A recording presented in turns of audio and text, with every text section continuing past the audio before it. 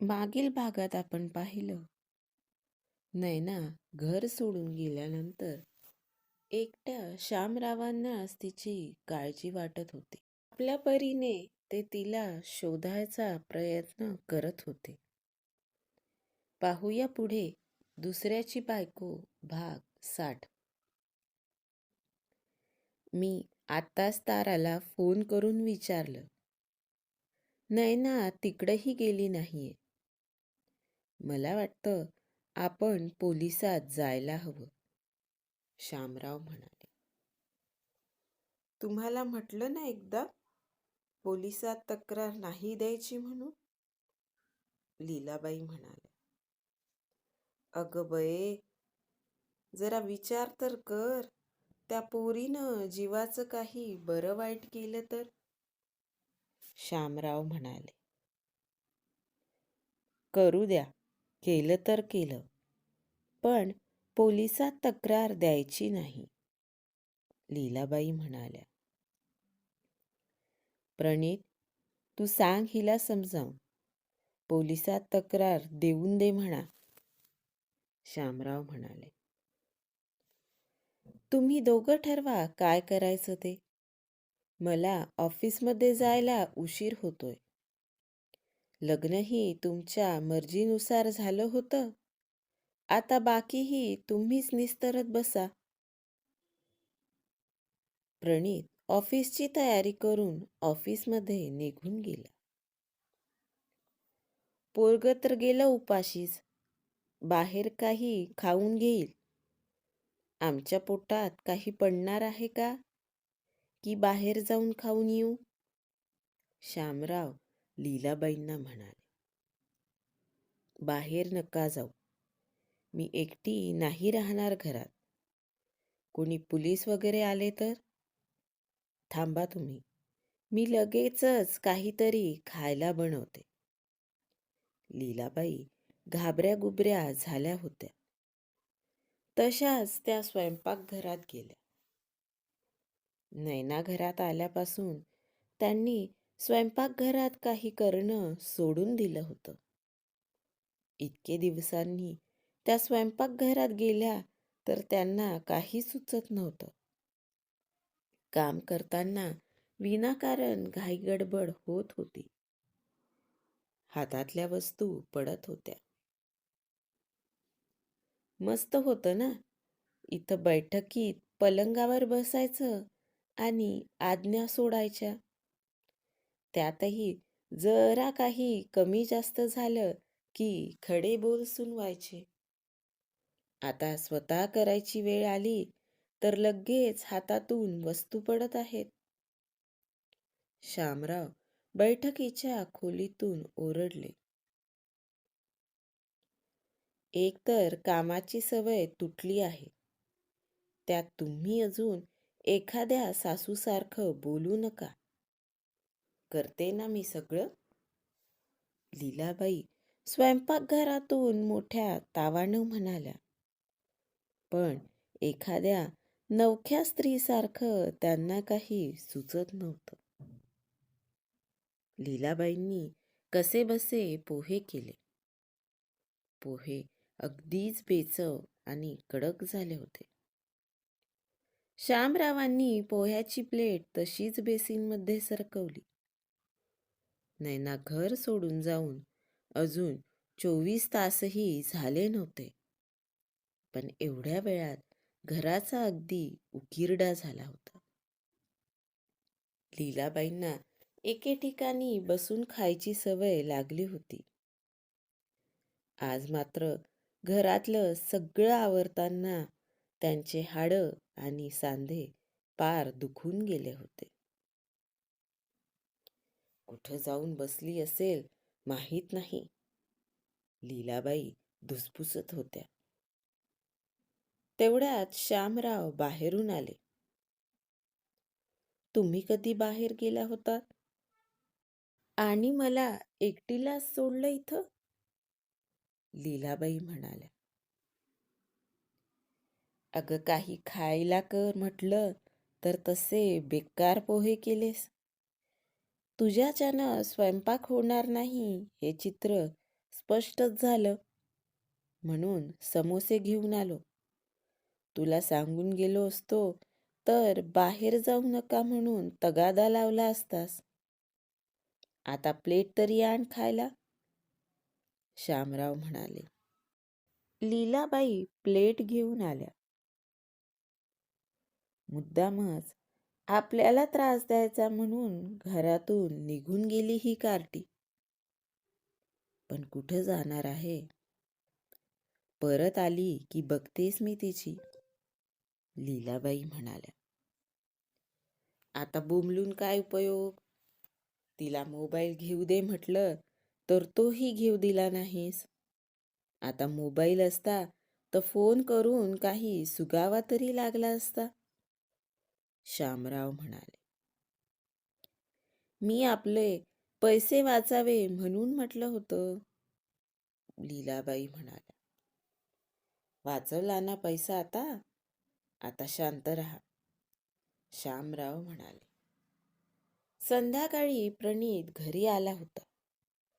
घराची अवस्था अगदी न बघण्यासारखी झाली होती.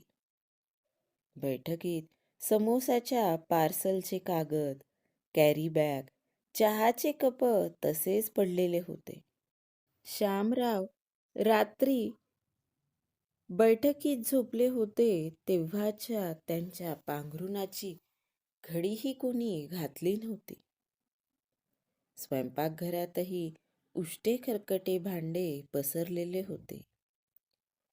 गॅस ओट्यावर चहा दूध उतू जाऊन सगळं अगदी चिकट चिकट झालेलं होतं. बाथरूममध्ये आंबट ओले कपडे तसेच पडून होते.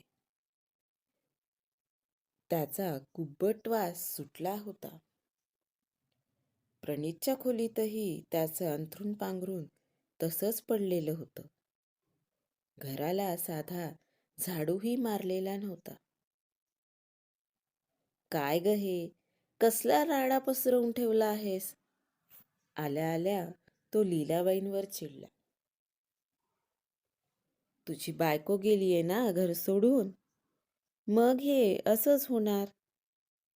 तिचा शोध घ्यावा लागेल की नाही, श्यामराव म्हणाले. नाही नाही, नको.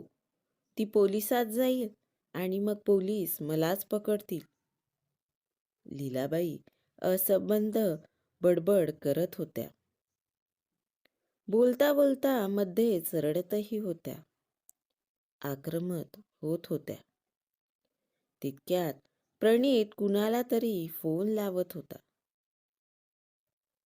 अरे कुणाला फोन लावतोय? लीलाबाई घाबऱ्या गुबऱ्या झाल्या होत्या. तुझ्या लेकीला फोन लावतोय. एरवी तुझ्या अवतीभोवती असतात ना, आज या म्हणावं, प्रणीत म्हणाला. त्यानं ममताला फोन लावला. ममू, घरी ये लगेच. एक तर तुझ्या आईची सून कुठं गेली माहीत नाही. त्यात हिनं घरात एवढा राडा करून ठेवला आहे, प्रणीत म्हणाला. अरे आता फोन करतोय का? आता कशी येऊ मी? संध्याकाळ होऊन गेली, उद्या येऊन जाईल, ममता म्हणाली. त्यानं रागातच फोन ठेवला आणि मीनाक्षीला फोन लावला. तिनंही उडवाउडवीचे उत्तर दिले आणि यायचं टाळलं. मला तर वाटतंय तिच्या डोक्याला चांगलंच लागलं असलं. ती पोलिसात जाईल, मला जेलमध्ये जायचं नाहीये. लीलाबाई आक्रमकपणे बोलत होत्या. आई, काय झालंय तुला? काय बडबड करतेस? प्रणीतनं त्यांना पलंगावर बसवलं. तू पोलिसात जाऊ नको. लीलाबाई मोठ्यानं रडायला लागल्या. ठीक आहे, मी नाही जात पोलिसात. पण काय झालं ते तरी सांग, प्रणीत म्हणाला. अरे हिनं काल नैनाला ढकललं आणि तिच्या डोक्याला मार लागला. रक्तही वाहू लागलं आणि संध्याकाळपासून नैना बेपत्ता आहे, श्यामराव म्हणाले. तेवढ्यात लीलाबाई पलंगावरून धाडकन जमिनीवर कोसळल्या. आई उठ, काय झालं? प्रणीत त्यांना उठवत होता. प्रणीत, अरे चल लवकर, डॉक्टरकडं न्यायला हवं, श्यामराव म्हणाले. प्रणीतनं गाडी काढली. प्रणीत आणि श्यामरावांनी त्यांना लगेच दवाखान्यात नेलं. डॉक्टर लीलाबाईंना तपासत होते. आता तुम्हीही परीक्षा घेताय का माझी? या लवकर, तुमच्या आईला दवाखान्यात ॲडमिट केलं आहे. बेशुद्ध पडली होती ती. श्यामरावांनी ममता आणि मीनाक्षीला फोन केला. थोड्याच वेळात दोघी तिथं पोहोचल्या. डॉक्टरांनी लीलाबाईंना तपासून औषधी सुरू केल्या होत्या. BP आणि शुगर दोन्ही अतिशय वाढलं आहे आणि कसला तरी जबरदस्त मानसिक धक्का बसला, म्हणूनच त्या बेशुद्ध पडल्या. अजून काही टेस्टचे रिपोर्ट यायचे बाकी आहेत, डॉक्टर म्हणाले. ठीक तर होईल ना, श्यामराव म्हणाले. सगळे रिपोर्ट आल्यावर बोलू, डॉक्टर म्हणाले आणि निघून गेले. श्यामराव हतबल झाले होते. दिवस पुढे सरकत होते. नैना घर सोडून गेल्यापासून घराची अगदी दयनीय अवस्था झाली होती. लीलाबाईंची तब्येत कमी जास्त होत होती. प्रणीतचा बराच वेळ hospital, lab, test, report, doctor ह्यात जात होता. बरेच दवाखाने आणि डॉक्टर बदलून झाले होते. लीलाबाईंना कुठंच आराम पडत नव्हता. त्यातही प्रणीतचं ऑफिसच्या कामाकडेही दुर्लक्ष होऊ लागलं. लीलाबाईंच्या तब्येतीमुळं त्याला बऱ्याच सुट्ट्या घ्यायचं काम पडू लागलं. ऑफिसमधल्या सिनियरसोबत त्याचे वाद होऊ लागले. मला वाटलं ही बाई घर सोडून गेली तर सगळं कसं शांत आणि सगळ्या गोष्टी सोप्या होतील. पण झालं सगळं उलटच. या घराला हिची गरज होती की एखाद्या सुनेची? येस, माझ्या लक्षातच आलं नाही हे. मोनाला विचारायला हवं. मी आता दुसरं लग्न करूच शकतो. मी आणि मोना, आमचा संसार. मोना घरात येईल आणि सगळं घर सांभाळून घेईल. अगदी तिच्या रूपासारखं घरही उजळून निघेल. आणि अशी सुंदर बायको कुणाला नको असते? मी पण मग 4 चौघात तिला घेऊन अभिमानानं मिरवेल. आजच ऑफिस झाल्यावर मोनाला विचारतो. मला माहितीये ती नाही म्हणणारच नाही. प्रणीत स्वतःच्याच विश्वात रममाण झाला होता. संध्याकाळी मोनाला प्रपोज करायची तयारी तो करत होता. आपली मुलगी, आपली बायको कुठं गेलीये? त्यांचं पुढं काय झालं याबद्दल त्याच्या मनात जराही विचार आला नव्हता. इतकं स्वार्थी कुणी असू शकतं का? प्रणीतचं आयुष्य परत मार्गी लागेल का? मोना लग्नाला होकार देईल?